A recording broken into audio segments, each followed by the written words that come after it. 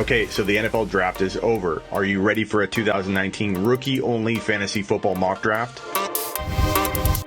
My clear 1.01 is still NKeal Harry. It was before the draft, it was months before the draft, and it continues to be now that he is a New England Patriot catching passes from Tom Brady. New England hasn't drafted a wide receiver in the first round since 1996. They clearly see something in this guy. He can go up and get a football better than anybody in this 2019 NFL draft class, and he's probably going to translate that immediately to the NFL. He's a great route runner, just as strong as DK Metcalf, the same size essentially as DK Metcalf at 6'2", 225 pounds. And Jarrett Stidham was drafted by the Patriots. And the Patriots, I think, are looking toward the future at the QB position because they drafted Jarrett Stidham. I think a very good prospect, one that can be developed under Tom Brady. Plays a lot like him, throws one of the best footballs out of this entire 2019 QB class, and rarely turns the ball over, even though he had no help at Auburn. Watch him in New England. He could mature under Tom Brady into their future passer. I really like Stidham a lot. But NKeal Harry, my 1.01, like I've said for months, I think he'll be a top 1 to 4 fantasy wide receiver overall in 1 to 2 years. In 1 to 2 years, he'll be drafted alongside of DeAndre Hopkins, Devontae Adams, and Mike Thomas. NKeal Harry, you have just been Smitty approved. My number 2 overall rookie in 2019 is still a neck-and-neck race between David Montgomery and Devin Singletary. I could go either way, and I think where I rank one over the other depends on if I'm rebuilding now, depends on if I want more of a home run with a touch more risk, and that would be Devin Singletary, or if I want the more secure, still a ton of top 5 to 10 running back upside, but maybe a touch safer option, at least for the now, in David Montgomery. Both of these guys have top 5 to 10 running back appeal for the future, in my opinion. Both of them are tackle-breaking machines. Devin Singletary can stop on a dime, looks more of an Alvin Kamara type, and while still extremely elusive, almost as elusive as Devin Singletary, Montgomery's going to be more the between-the-tackle, double-digit TD threat, whereas I think Singletary, despite some people calling him not a big-time PPR prospect, I think Devin Singletary becomes that Alvin Kamara type player in the NFL within 1 to 2 years. Montgomery will be very elusive, but more likely to be the 1,200, 1,300 yard rusher with the 10 TDs, while a Singletary will split, I think, a lot of his action between rushing and receiving production, but sum total being just as productive as David Montgomery. I love both these guys. I honestly struggle every time I do a mock draft to rank one over the other. So I'm going to toss them out together here, saying they're my 2A and 2A, David Montgomery and Devin Singletary. You have just been Smitty approved. As I talked about in my initial reaction video to the running backs being drafted, I love the situation for Josh Jacobs. He's in Oakland. He's going to get fed the ball a ton. They have Antonio Brown stretching defenses out, keeping defenses honest. Now, Oakland could take some time to get their offense going. We'll see how fast Josh Jacobs gets into that every down workhorse role, but easily deserving of the 1.02 in my opinion. I just rank them fourth, but based on talent, I'm going with Montgomery and Singletary. I really think these guys are the future at the running back position in fantasy football. But Jacobs could be a cemented in top 8 to 12, top 8 to 14 overall running back for the future. That's why I say people are extremely undervaluing this rookie running back class, because we could have 2 top 10 running backs and an additional 1 or 2 within the top 20 overall running backs for the future in this draft class. This is where things get muddy. And when I say muddy, I mean A.J. Brown by far has the most talent of the remaining players in my 2019 rookie-only mock draft, but he didn't land in the best situation. I'm not a big fan of that Tennessee Titans passing attack, but I think talent could shine through. Now, I might drop him a spot or two because of his situation, and not because I don't think he could eventually be a top 5 to 10 wide receiver. I do, but situation can stunt the growth of a wide receiver or any player. So based on the fact that he might struggle his rookie year more than I had hoped. In fantasy football, you have to be able to react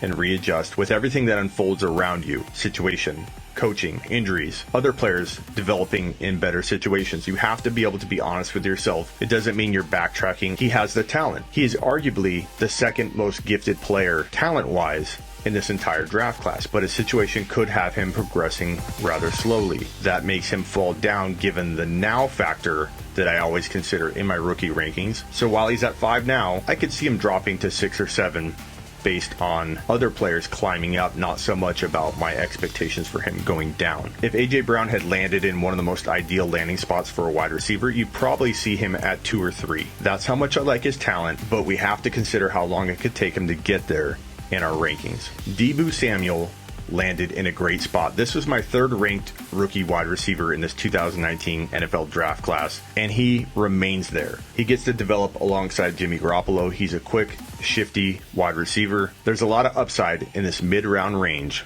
for Samuel. I could easily argue Marquise Brown at 5 or 6. I am not suggesting that this stuff won't change in the coming weeks. In fact, every time I do a mock draft, this 5 to 9 range is different every single time. My next player at 8 might actually find himself at number 5 in the coming weeks and months. I don't know how quickly he will progress in that Baltimore offense. I'm just not that excited about his landing spot.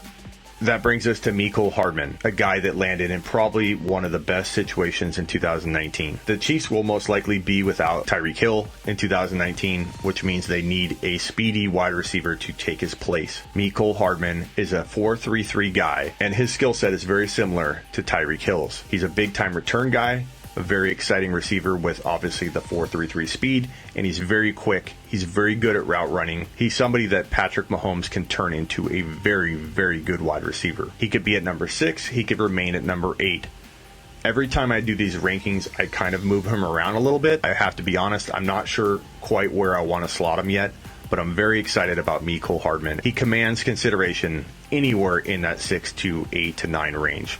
DK Metcalf, I think, is hard to trust. He landed in a pretty good spot. I'm just not sure we're going to see the receiver everybody was expecting after the combine. I think the further we get away from the combine, you see his ranking fall. He's exciting. I think he warrants a late first-round pick because of the TD upside alone and the potential of him maybe developing into a better receiver than we all expect. But I find it extremely hard to rank him higher than Mecole Hardman, Marquise Brown, or Deebo Samuel, and of course, ahead of A.J. Brown.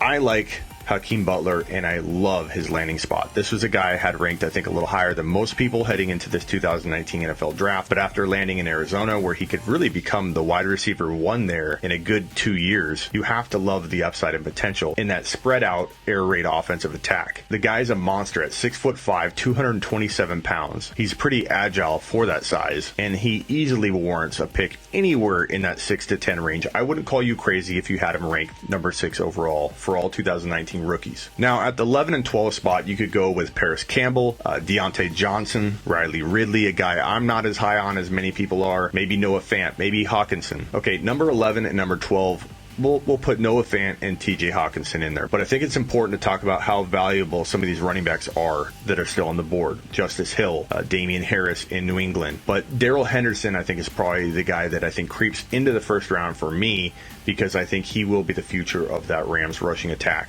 He'll at least be the must-have handcuff for all Todd Gurley owners in 2019. If you follow me at all, you know that I doubt Todd Gurley to an extreme degree in 2019, to the tune of me taking a Dalvin Cook over him heading into 2019. Darrell Henderson is a good running back. 22 rushing touchdowns last year in college, 1,900 rushing yards on the ground. 1,900. He is a workhorse. Even though he's a smaller back, he's quick and he has workhorse capability. He fits perfect into that Rams offense. And I think bad Todd Gurley news will continue to unfold as we head toward August. I think in redraft, he'll be pretty popular to grab and stash. So again, Kyler Murray, Noah Fant, TJ Hockenson, Darrell Henderson, Damian Harris, Hill, Dwayne Haskins, Deontay Johnson, Ridley, even Bryce Love from a long-term perspective. All of these players warrant an 11 to 15 overall selection. So there you have it. That's my first rookie-only 2019 fantasy football mock draft. Subscribe, follow, get some. Oh, look at this. You gotta be kidding me. You know, you got some set of balls sending me a trade offer like that. You believe this guy? Like Bacalati. That's insulting what he's doing. You think it's alright to send me a trade offer like that? Oh! You're lucky I'm not sending Paulie and Shill out there. Sleeperu.com. Learn about it.